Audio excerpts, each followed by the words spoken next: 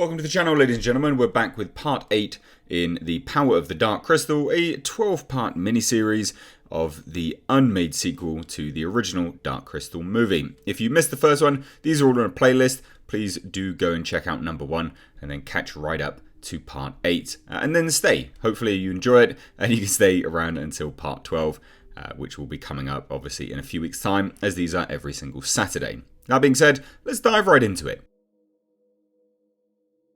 We open with Jen and the Gelfling guards on Striders heading down to the last known location of Therma and Kensho. Elder Jen, the missing scouts, one of the Gelfling guards state.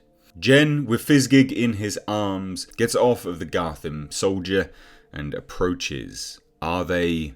Looking down, questioning. Oh, they're alive. And we see the two missing scouts tied up and looking a little worse for wear. What happened here? Where are the villains?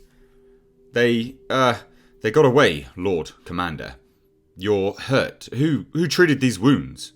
They did, Lord Commander. The monster used fire to stop the bleeding, and then the acolyte bound the burns. Jen, realising that the villains are not quite so villainous, says, of course they did. These villains grow less villainous at every turn. But then look who is watching from atop. It is the Chamberlain. And heading back to the Castle of the Crystal, we see the Skeksis. They have been freed by the crystalline eminence. Ah, the crystal is ours. So much treasure. But apparently it all stinks of Gelflings. The Skeksis have wasted no time in pouring through all of the offerings that the residents of Thra have had to provide to be healed or in the presence of the Dark Crystal. But what is that hidden amongst the garb? A podling. A podling hidden under filthy Gelfling treasure. Looks frightened, one of the Skeksis says. Don't be frightened, little podling. Pretty, pretty podling. We love pretty little podlings. Sweet, pretty, fat little podlings. And their essence. And the Skeksis really have wasted no time in getting right back to what they do best. Bleeding the inhabitants of Thra of their essence. The Skeksis places the podling in the chair, and we are left to wonder, will he die? Because we're back with Kensho and Therma. We'll make it. We're close, Kensho says. Aren't we? I think so. I don't remember. My fire is almost out. I'm so tired. Every cave looks like the one that... Wait, Kensho, look! And it would seem that Therma has discovered the entrance to her home. This is it. We made it, Therma says. I knew we would. You're going to be all right.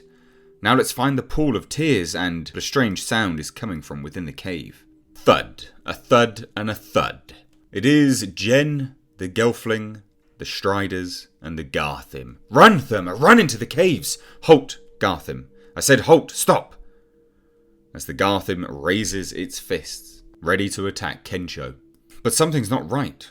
The Garthim is not listening to Jen, despite the fact that he has the scepter. It raises its fist, and it slaps Kensho into a nearby wall. Stop! Right now! Stop it! Stop it! No! Kensho! Get back! By the power of this accursed scepter, get back! Jen is trying desperately to control the Garthim. You tyrant, you bully! Therma says, raising a fiery hand. Wait, please, I didn't want this. I didn't mean to. Don't come near him. Therma, please, Therma of the Firelings, please, just hear me. Just hear me once. And with that, Jen drops the Garthim scepter. The Skeksis, Therma, they came so close to exterminating the Gelfling. They do it again in a heartbeat. Everything that's happened, all of this, it's because I want to save my people too, and the one that I love. Just the same as you. Please, Therma, there must be some way we can both succeed. I want us to stop fighting. I want us to stop letting our stories be controlled by the Shard. Therma, finishing Jen's sentence, tells Tumby to grab the shard of the crystal. Frightened and alone, "Stay back," Therma says. "I won't fight you, Therma. I won't doom your people to save my own. I just want to find a way to save all our people together. And I'm certain that's what Kensho wants too. I know how much you two care for each other. He can't come with me. I told him there was a way, but there's not. I have to go on, but I can't just leave him." The words that stay, Therma. Those runes, they're Gelfling made. They say, oh, they say, "Make your world in its light." Jen, looking at the runes behind Therma, has a flashback to that fateful day when the Skeksis and the Mystics combined into one being and left the Thra planet. I see Kira and myself. I see our younger, better selves. I see us in your beloved Therma and in you. I don't understand what's happening to my world, but I know your heart is true. And so, I cannot believe that your path is wrong. Stay with Kensho, child. Keep the shard. We will not interfere.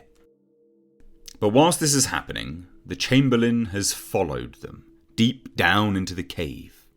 Picking up a giant rock, he places it in a stream and starts to maniacally laugh. What is he planning? Now back in the Castle of the Crystal, the Skeksis have made themselves at home, but the Gelfling are ready. The Gelfling have taken arms and they are ready. The Skeksis burst through. "Lady Kira, you must go." "No, I will not run."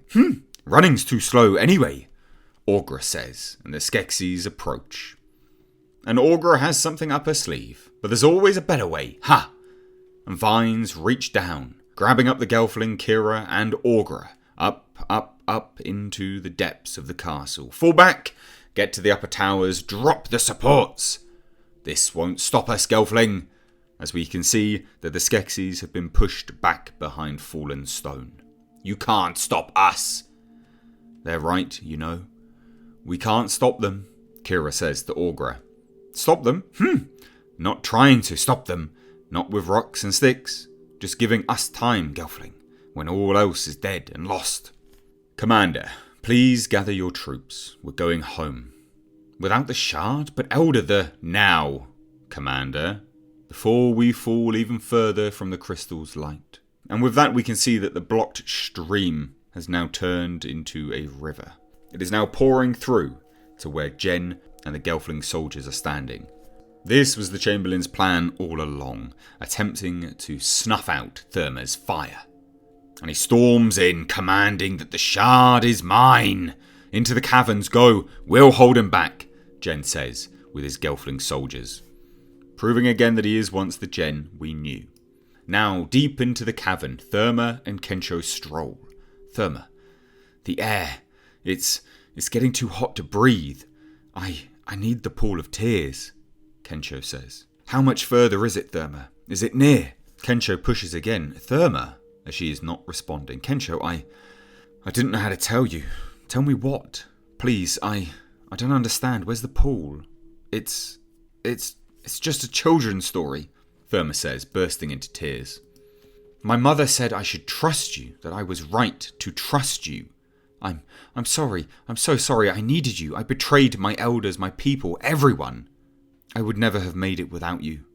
Kensho, I never would have made it without you. You said that after the pool we could be together. You wouldn't have lied about that, not to me. You wouldn't."